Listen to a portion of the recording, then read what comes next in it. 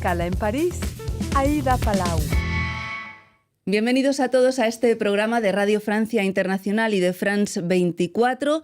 Desde hace 60 años, Cuba manda a brigadas de médicos a países que los necesitan, ya sea por catástrofes naturales, epidemias como el ébola, guerras o por sistemas de salud precarios o por acuerdos de cooperación con países amigos. Con la crisis del COVID vimos aterrizar a médicos cubanos en países mucho más ricos, como Italia, donde el personal sanitario no daba abasto. Y a día de hoy aún siguen yendo. Hoy hace escala en París la periodista Maïlys Quider, que ha publicado una investigación sobre este tema. Muchísimas gracias, Maïlys, por estar con nosotros. Muchas gracias a ustedes por la invitación. Maïlys, que es periodista independiente, integrante del colectivo Extramuros Press y que es autora de este libro, Médicos cubanos, los ejércitos de la paz, publicado en francés. Cuéntenos cuál es la génesis de este libro.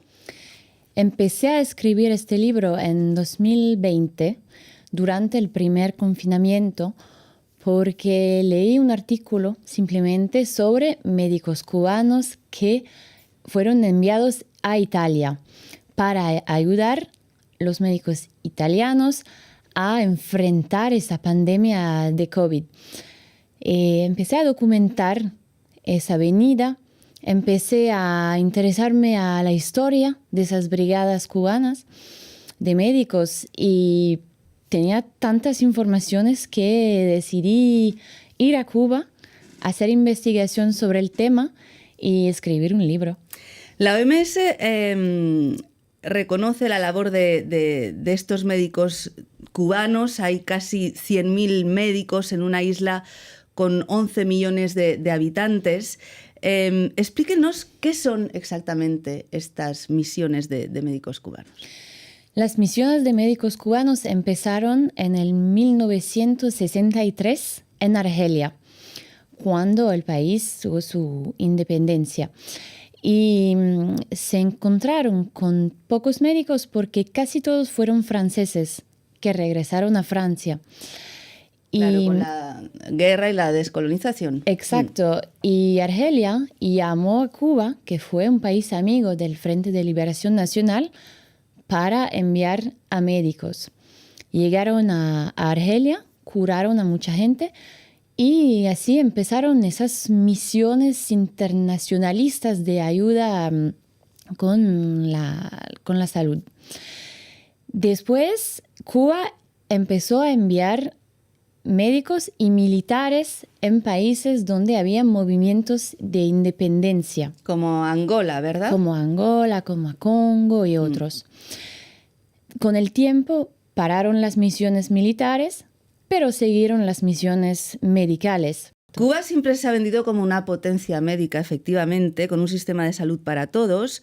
Eso se refleja en el libro. Sin embargo, y usted también lo relata en esta investigación y lo vivió en primera persona, hubo unas manifestaciones el 11 de julio de 2021, usted estaba ahí, y los cubanos manifestaban por primera vez desde hacía muchísimo tiempo, 27 años, y entre lo que denunciaban también estaba la escasez de alimentos. Es un poco contradictorio. ¿Cómo se explica?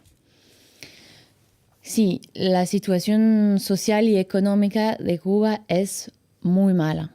Los cubanos sufren mucho. Y eso afecta al sistema sanitario. Afecta al sistema sanitario.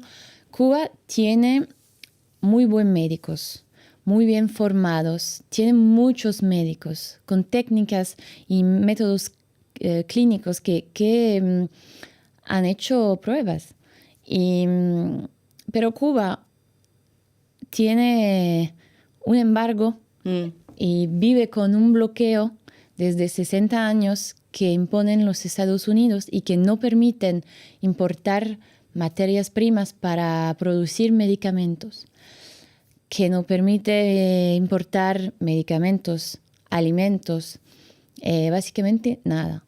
Y entonces ese sistema de salud no permite a los médicos de trabajar como podrían trabajar porque no tienen recurso material, no pueden importar jeringuillas, mascarillas, respiradores, tecnologías para máquinas medicales. Y entonces la situación se pone bastante difícil porque problemas de salud aparecen por esa falta de recursos. Sí, eso sería una de las causas. Sin embargo, también se critica mucho la gestión del gobierno cubano. Ha entrevistado a varios médicos en la isla y quería preguntarle cuál es el perfil, cómo viven, cuánto cobran, porque se ha criticado también muchas de estas brigadas, luego lo veremos.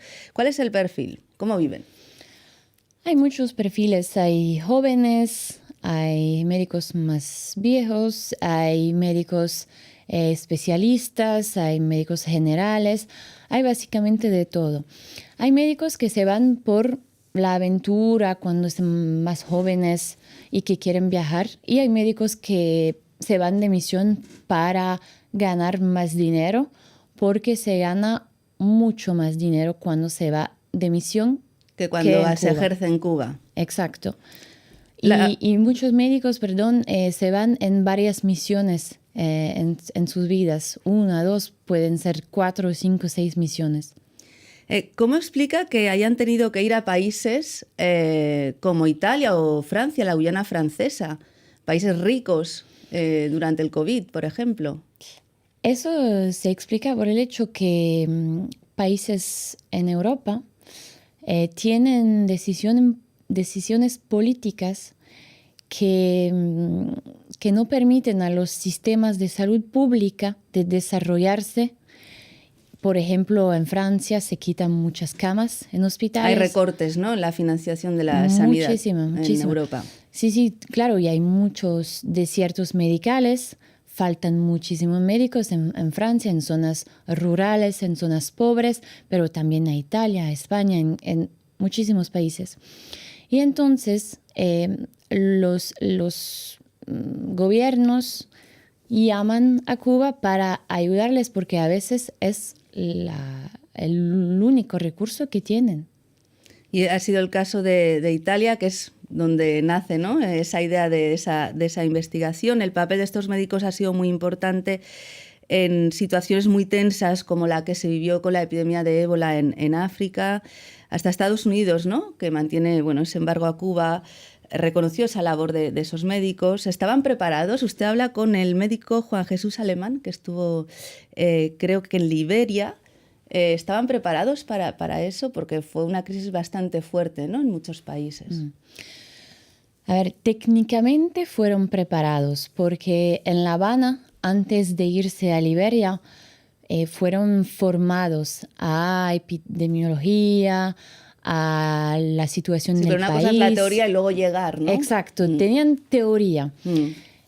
Pero cuando llegaron, me dijo Juan Jesús Alemán que nadie estaba preparado por eso, porque llegaron en un desastre donde la ébola hacía 100% muertos, donde los médicos se fueron por miedo de quedarse y de contagiarse. Y Y entonces llegaron y han tenido que poner a tiendas de emergencia para trabajar en condiciones muy difíciles, porque estaban casi solos con los pacientes.